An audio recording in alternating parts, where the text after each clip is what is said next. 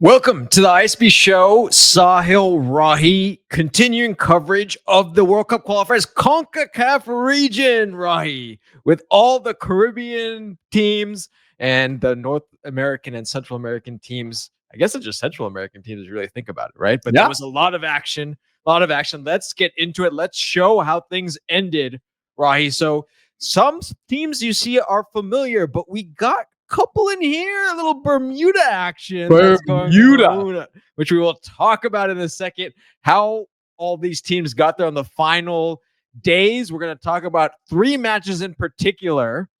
We shall start with the Jamaica Reggae Boyz. We will touch on Bermuda. And we'll talk. Yes, sir. We said going in, we wanted to see a big result after a great performance in the Unity Cup. We wanted to see a big performance, a big result, a big game from this Jamaica team against an opponent they should beat.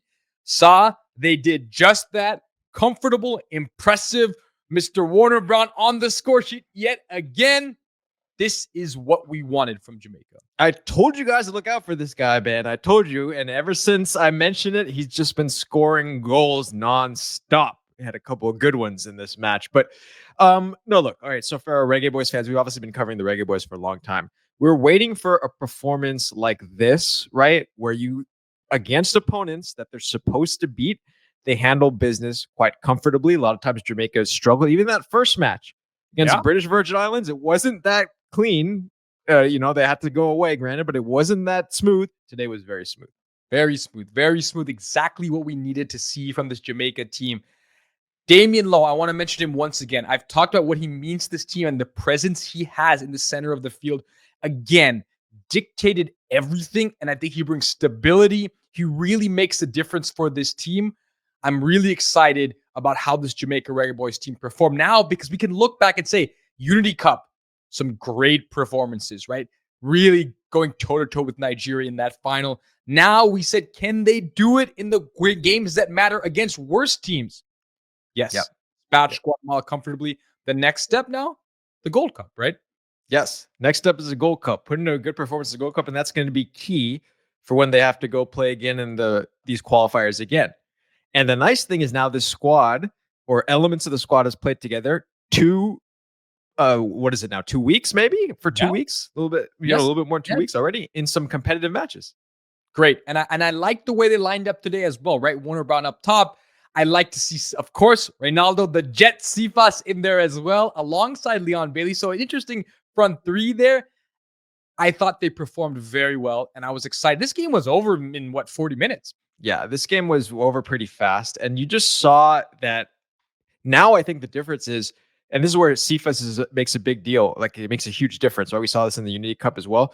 But everything's much more incisive, I feel like, from the Jamaica Reggae Boyz team. Everything is much more a threat. It's quicker. And, now they're finishing, which is fantastic for this Reggae Boyz team, right? So they just need to take this momentum and continue.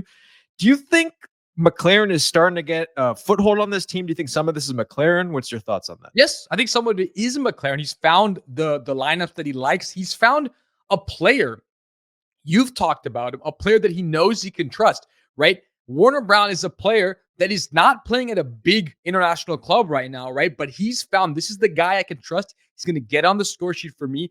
He's having game after game. He's probably going to have a big summer. He's probably going to have a big move at some point in the near future. He's found a guy he can get himself on the score sheet. I think this is McLaren, yes. Yes. And I think that the Reggae Boyz now just need to take this through to the Gold Cup. And we're expecting a big performance with them in the Gold Cup because teams such as the U.S. men's national team have not brought some of their top players there as we saw. Right?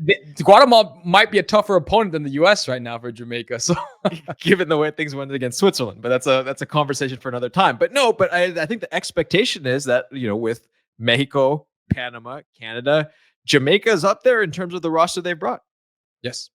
Very good roster and starting to really play well together. I think for me, the first time I've really felt, wow, it's starting to come together under this new manager was that Unity Cup final.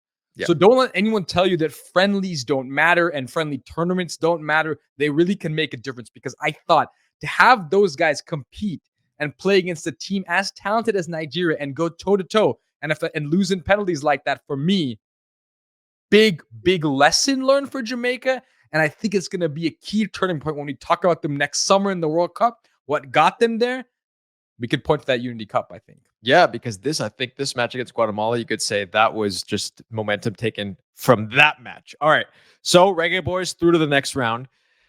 Easy time for them to get through. Not that easy for La Selecta, on the other hand. And Suriname, I've been talking about this team for a while. I said, this is not an easy opponent. They come on and they score first in El Salvador. And to be honest, for large periods of this game, you would have thought Suriname were the home team. Dominated possession. It got to the point towards the end of the match where El Salvador was really sitting back, preserving the tie they had, because ultimately in the end, Puerto Rico takes the lead, right? So then they have to preserve the draw. If they give up a goal, El Salvador is going out. Yeah. And I thought it's shocking to see an El Salvador team at home really play second fiddle to a Suriname team that looked like the dominant team. Really surprising. Things have changed. Yeah, and you just saw the celebration after El Salvador scored, right, to tie it up. It was more relief, you could say, in the stands. Now, of course, Puerto Rico fans were saying there were 2 balls on the field. One of the Surinamese players was out at the time, with an injury. So you hear there's some little, some talking from the Puerto Rican fans about this match. But it wasn't easy, and this wasn't a easy match for the El Salvador team. No, not easy at all. And we know it's a tough place. Again, I want to go back. It's a tough place for opponents to play. It's difficult to go there. So I want to give credit again to Suriname, because this team has shown time and time again in this round that they're ready for that next step. I'm excited, very excited to see how they will do in this next round. And for El Salvador, a lot to learn, a lot to figure out, because as yet, very fortunate to make this next round, really survived their way into the next round. And we'll see, things could change. But right now, you have more questions than answers for El Salvador. Yes, I think El Salvador has a lot of questions. They get through, and then sometimes you just have to get through, and then you can figure it out later. True. But just to belabor the point, very impressed by the Suriname team, and they're doing all of this without Geraldo Becker, which is pretty impressive, right? Insane. Their biggest name out there is not even here right now. So it's quite amazing that this thing is happening. So congratulations to La Selecta of El Salvador getting through, and of course congratulations to Suriname getting through. They had already wrapped things up from that perspective, but I'm excited to see what both of these teams do in the next round, especially for the Surinamese team. Man, they've pulled on some momentum. It was interesting. I was watching videos. This is kind of a little point. I was watching videos of a local Surinamese interviewer or a channel, like just like interviewing people after the last Suriname match, and it just seems like a cool place, man. I can imagine. Yes, and they've got a great football team right now. Yeah. It just seems like an awesome place to be at. So, all right, finishing it off.